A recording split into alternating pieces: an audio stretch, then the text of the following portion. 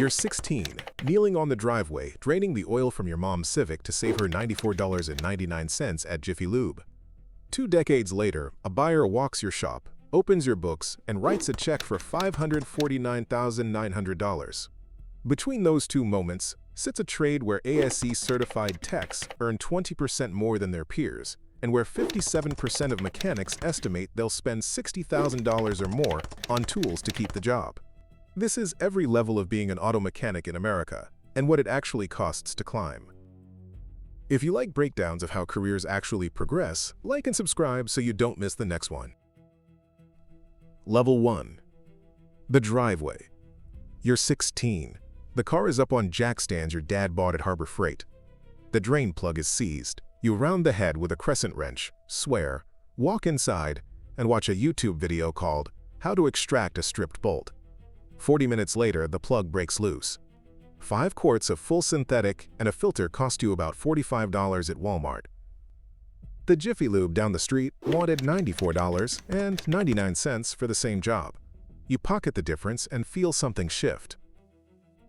You're not saving money, you're getting paid to learn. The next weekend, you do the brakes, pads, rotors, both axles. The shop quoted $300. The parts cost you $80. Your knuckles bleed onto the caliper bracket. You torque the lugs to spec because a YouTube guy named ChrisFix said to. Your dad checks your work and nods. You sign up for auto shop at school the next semester, where the program is one of approximately 50,000 students nationwide running through ASE Education Foundation accredited training. The instructor, a retired Ford tech with a missing fingernail, tells you the trade pays. He doesn't mention that the BLS median wage is $49,670. He doesn't mention the bottom 10% makes $33,660. You wouldn't have heard him anyway. Level 2. The lube pit. You're 18. You took the job at Take 5 because they said you'd start at $14.90 an hour and you needed gas money. The bay is a concrete trench. You stand in it. Cars drive over your head. You drain, swap, top off, vacuum, rotate. 15 minutes per vehicle, brand standard, by the corporate stopwatch. 8 to 15 cars a day. The customer pays $94.99. You make $14.90. The math is the first thing that bothers you. The upsell script is taped to the column next to the lift. Air filter, wiper blades, coolant flush. You learn to hold a dirty cabin filter against the sun in the customer's window. The manager calls it the reveal. You sell 3 flushes your second week, and the regional buys you a pizza. The BLS median for the entire other automotive repair and maintenance industry, your industry, is $35,310. You read that on your phone in the break room and laugh. A guy named Marco trains you. He's been in the pit 4 years. He's tired. You'll learn nothing here past oil and filters. He tells you, drain bucket in hand. He's not wrong. The drain plug on a 2014 Camry strips on you, and the manager docks you the part. Your back tweaks pulling a stuck filter. You tweak it again the next day. The Hazelwood Chevrolet career page lists a guy who started as a lube tech in March 2022 and moved to line tech in 6 months. You print the page.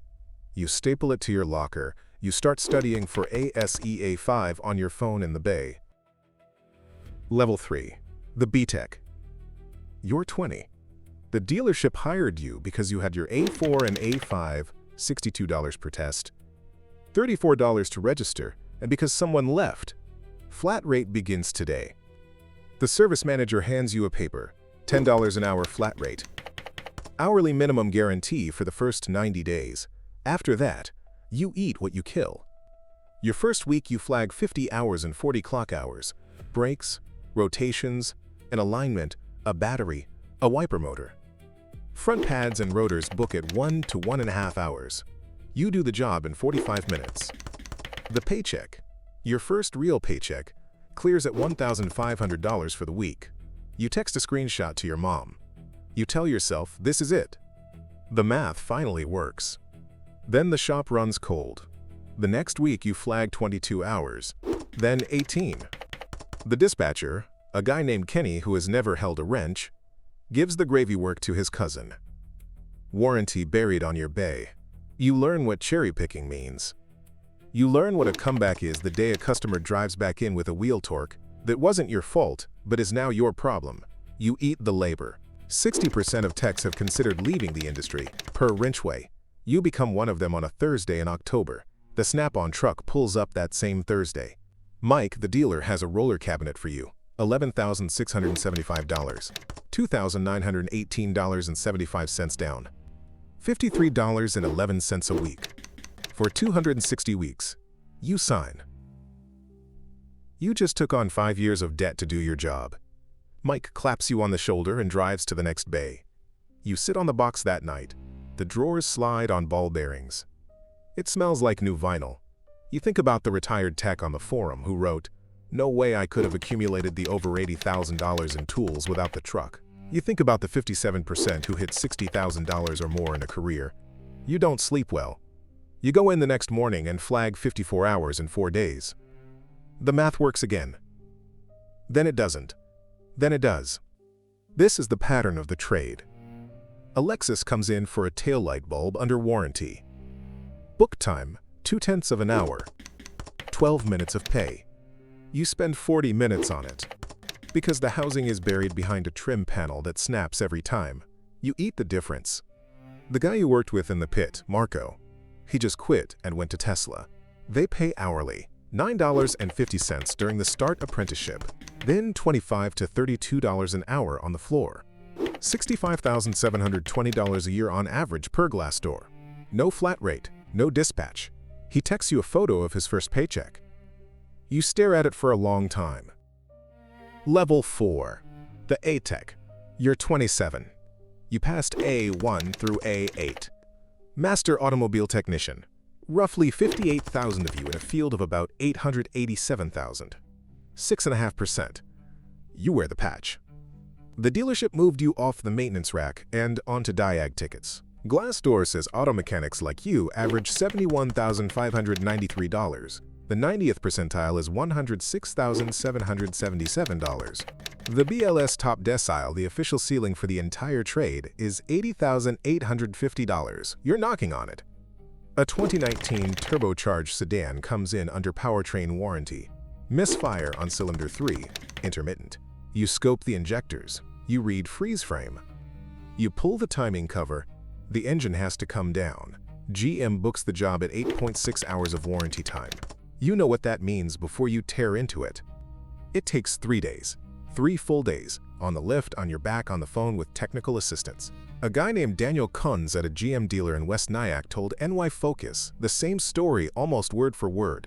8.6 hours paid, 3 days worked. The Illinois Multiplier Act, passed in 2021, forces manufacturers in that state to pay dealers at customer pay rates. Tech pay went up 3 to 7%. Your state hasn't passed it. You finish the engine on a Friday at 6. The car runs. You flag 8.6 hours for 24 hours of work. The customer pays $95 an hour at the counter. Warranty reimburses the dealer at $68. You learn the gap is structural, not personal. The service writer doesn't know what a cam phaser is. He still controls your paycheck. You start spending 3 hours a night reading on Diagnostic Network, the way a specialist on there described it. You bid on a Snap-on Triton scanner, $5,995, and the truck adds it to your tab.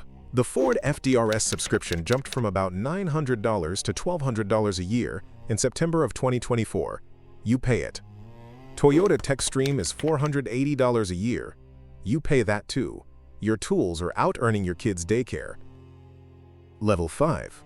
The Master and Foreman. You're 34. You passed L1, the Advanced Engine Performance Specialist, on your 4th attempt.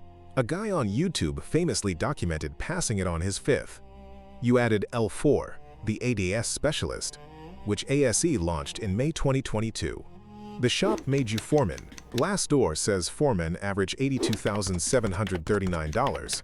The 90th percentile is $121,929. BMW techs at the 90th percentile clear $148,985. Mercedes-Benz techs $137,715. Of the entire United States workforce of techs over 30-plus years, only 2,289 have ever earned ASE World Class Technician. A Mercedes comes in with an intermittent no start. 3 other shops have thrown parts at it: a starter, a fuel pump, a control module. You scope the CAN bus on a cold morning at 7 a.m. and watch the body controller drop off the network for 90 milliseconds when the wheel turns left. You trace the loom to a chafe point under the steering column. $2 wire, 8 hours to find. The customer pays for 1. You bill the rest as goodwill against the comeback risk. The owner approves it because you're the only guy in the building who can do this. You calibrate 8 ASE now. $250 to $500 a system at indie shops. The tools cost real money. The Autel MaxiSys Ultra at $3,999, $899 a year in subscriptions after that. You took a hybrid course at ACDC's Up Your Voltage, $5,500 for 7 days. You came back and the shop billed an extra $40,000 in EV Diag in your first quarterback. None of it shows up in your check. You meet a guy named Aaron Stokes at a conference. He owns Eurofix in Nashville. He tells you the foundation for his second location was poured in early 2009, and the bank pulled his construction loan the same week. He pivoted. He survived. He runs ShopFix Academy now and mentors guys like you. He looks you in the eye and says, "The wrenches will not pay you what you're worth. Ever." You drive home thinking about it. The wrenches go on the wall, eventually. Or they break you. Level 6. The owner. You're 41. You bought a 4-bay independent from a retiring owner, the same way Sal Garcia at Fremont Auto Center took over a 4-lift shop in 2017 from a guy ready to walk away. You signed for $900,000. You put $200,000 down, the bank carried the rest. The first Monday you walked in as the owner, you adjusted the thermostat. That was the entire job that day. You don't fix cars anymore. You manage 3 techs, a service writer, parts vendors, a Napa Auto Care contract, garage liability insurance, and Google Ads. National average labor rate in 2024 was $142.82 an hour. You set yours at $149. Parts Tech surveyed 618 shops and found the average annual revenue per bay was $203,000. 4 bays gets you to roughly $800,000 a year. BizBuySell's national median for shops listed for sale is $908,605 in revenue. You're at the median. Effective labor rate. Hours per repair order. Comeback rate. 3 C's on every ticket. Complaint, cause, correction. You learn to read a profit and loss statement the way you used to read freeze-frame data. You learn that the loaded cost of a tech is $45 an hour, and a 65% labor margin requires a posted rate of at least $128 an hour. You learn that a buyer down the road will pay 2.69 times your seller's discretionary earnings. You learn that BizBuySell's median seller's discretionary earnings on a sale is $195,181. Yours is $230,000. The math is finally yours. You're 56. The buyer is 34. An A-Tech with 2 ASE Master patches and a wife who runs his books. He's putting $200,000 down, the same number you put down 15 years ago. He's signing for the rest. You shake his hand in the office, where the coffee machine still doesn't work right. You walk the bays one last time. The lifts are the same lifts. Bay 2 still has the oil stain shaped like Florida that was there when you bought it. Your old toolbox, the Snap-on you signed for at 20, is in the corner of Bay 1 now. Paid off 28 years ago, still rolling. The drawer slides still work. The kid in Bay 3 is 19. He's a lube tech on his first month. He's making $14.90 an hour. He's draining the oil on a Civic. He doesn't look up when you walk past. He doesn't know you. He doesn't know that the guy who just sold the building started exactly where he is, on a driveway with a strip drain plug and a YouTube video. The check clears on a Tuesday, $549,900, plus the 15 years of owner draw stacked behind it, plus the house, plus the truck, plus the back surgery you got in 2019, because the BLS injury rate for mechanics is 185.9 per 10,000 full-time workers, and you were one of the 9,940 cases in 2020. Plus the marriage that survived, plus the marriage of a guy you used to work with that didn't. The trade replaces 70,000 techs a year, mostly to attrition. The average tech is 40 years old. The average tenure at one shop is 1 to 2 years. 60% of the people in your old bays are thinking about leaving right now. You kept showing up. That was the whole trick. The kid in Bay 3 wipes his hands on a rag and walks to the next car. You drive home. The house is paid off. The garage is empty. You don't own a single wrench anymore.